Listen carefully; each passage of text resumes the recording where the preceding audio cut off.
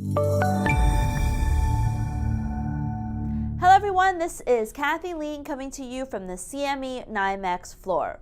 One of the currencies that's really been on the move today is sterling.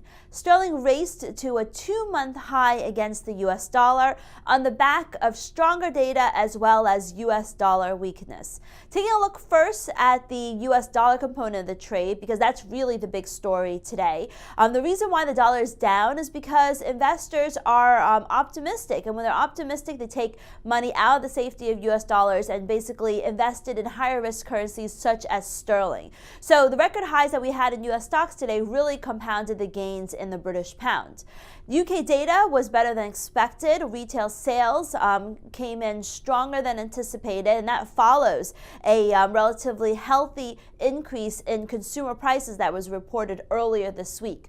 So all in, between the uptick in consumer consumption as well as the uptick in prices, the Bank of England's decision to raise interest rates in August it was basically validated, and the data confirms that the next move should be a hike and not a cut for the Bank of England.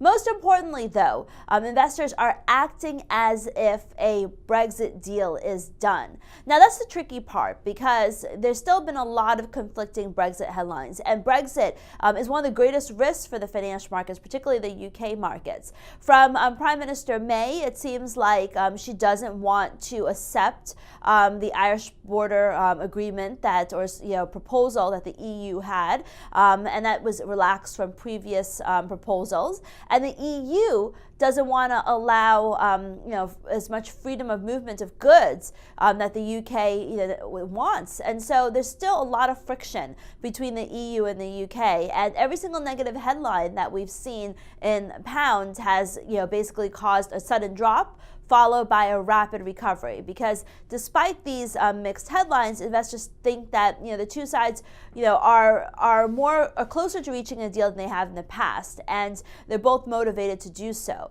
So as we look ahead, I think that we could see further gains in the pound dollar. Speculators have been net short pounds for some time, aggressively so, and as a result, there could still be quite a bit of short covering. So if we see a further move higher in the pound dollar, we could realistically see the pair move as high as 135, simply on short covering flows as well as the general dynamics of the market. So look out ahead. There could be more gains for sterling. Thank you so much for listening. This is Kathy Lien.